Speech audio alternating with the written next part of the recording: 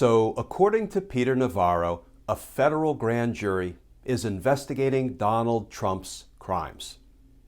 And according to Donald Trump himself, he's feeling the squeeze. Let's talk about that. Because justice matters.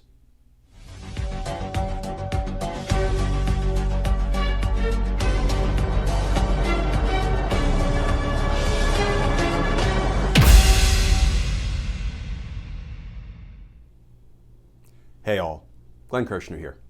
So the federal criminal investigation into Donald Trump is tightening if, and this is an important if Peter Navarro is to be believed. Here's the new reporting by Kyle Cheney of Politico. Headline: Former Trump aide Navarro says he has received a grand jury subpoena related to January 6th. And that article begins, Peter Navarro, a former White House aide to Donald Trump, says he's been served a grand jury subpoena by federal prosecutors probing the January 6th insurrection and claims they have asked for records of, quote, any communications, close quote, with the former president. In a draft lawsuit that Navarro began circulating on Monday, the former Trump trade advisor said, 2 FBI agents banged loudly on my door in the early morning hours on May 26 and served him a subpoena signed by Matthew Graves, the U.S. Attorney for Washington, D.C. Matt Graves is a former colleague of mine. We worked together at the D.C. U.S. Attorney's Office. He is a good man. The article continues, a grand jury subpoena for Navarro would be the most aggressive known step that prosecutors have taken into Trump's West Wing, related to January 6th.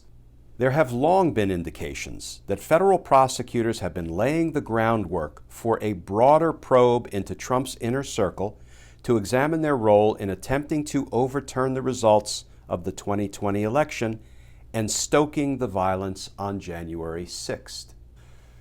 Okay, friends, let's unpack this one. But please trust me when I say this is a good news story. Good news on the justice front, and we'll talk about why that is. First of all, this is a clear indication that the Department of Justice is working its way up the criminal food chain, up the insurrection ladder toward the high government officials who were responsible for the attack on the Capitol, for an attack on our democracy. And I think it's actually really cute that Peter Navarro is preparing to file a lawsuit, reportedly acting as his own lawyer. What could possibly go wrong there? Filing a lawsuit to try to put a stop to him having to testify. Now, mind you, the article goes on to say that the subpoena he just received says that he is to appear before the grand jury on June 2nd, just a day or two down the road now.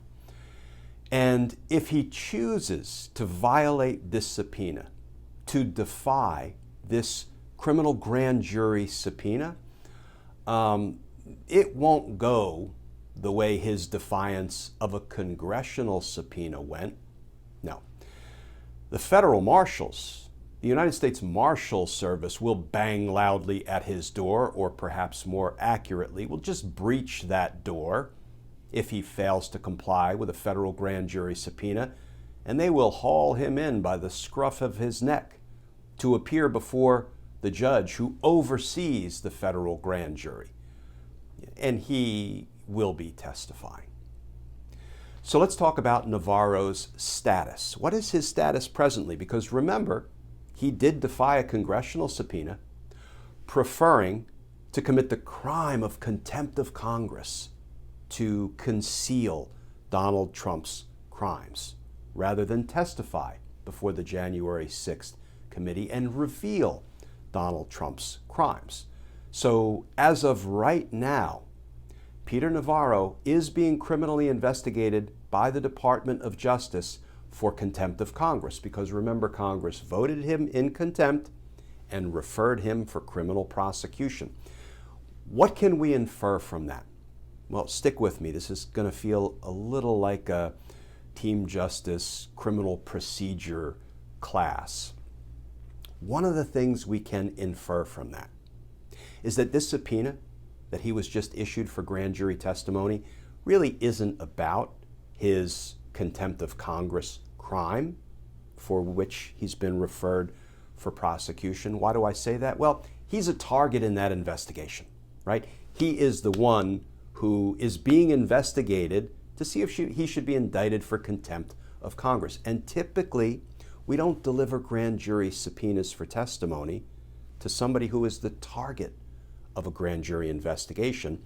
And the reason for that is, there's a DOJ policy that says, ordinarily we don't subpoena the target of an investigation because he or she would have a Fifth Amendment right against self-incrimination. So, for example, if Peter Navarro was handed a grand jury subpoena to testify about his own contempt of Congress, he could simply say, I plead the Fifth.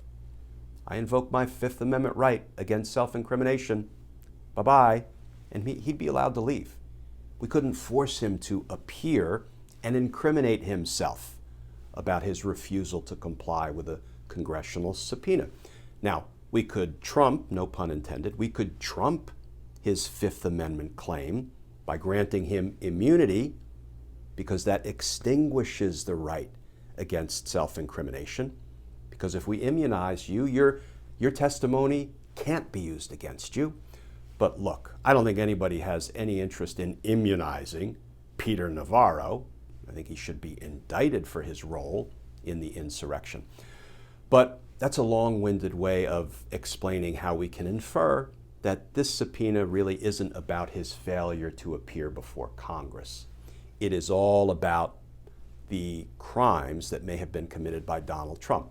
There's an added reason to infer that, and that is because Peter Navarro himself, if he can be credited, if these aren't alternative facts he's presenting, Peter Navarro himself said, yeah, this grand jury subpoena I just got asks for all communications I had with Donald Trump. That tells us DOJ is criminally investigating Donald Trump. So as I say, this is a good news story all around. And it feels like Donald Trump is really beginning to feel the squeeze. Why do I say that? Well, I saw a tweet that was posted this morning by Congressman Adam Kinzinger that related some of what Donald Trump is now posting on the ironically named Truth Social platform because, of course, Donald Trump remains banned from Twitter. Here's Adam Kinzinger's tweet. "Oh, looks like someone is a bit nervous. Perfect." And here is what Donald Trump posted on Truth Social. As an aside, friends, when Donald Trump used to have access to Twitter, he would tweet out his nonsense, right? What should we call it when Donald Trump posts something on Truth Social? I propose we say that he lied out his nonsense on Truth Social because that's what that platform enables him to do. Just post his lies. But I digress. So Donald Trump posted the following that Adam Kinzinger commented on. "The young, ambitious, radical left Democratic prosecutor from Georgia who is presiding over one of the most crime-ridden and corrupt places in the USA, Fulton County, has put together a grand jury to investigate an absolutely perfect phone call to the Secretary of State.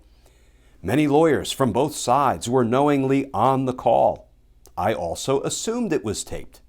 I called to fight a rigged and stolen election, and they go after me instead of the people that rigged and stole it. God bless America." So friends, I think it's safe to say that Donald Trump is feeling the squeeze. And I don't think it's going out on a limb to say that justice is coming for Donald Trump. and justice matters. Friends, as always, please stay safe, please stay tuned, and I look forward to talking with you all again tomorrow.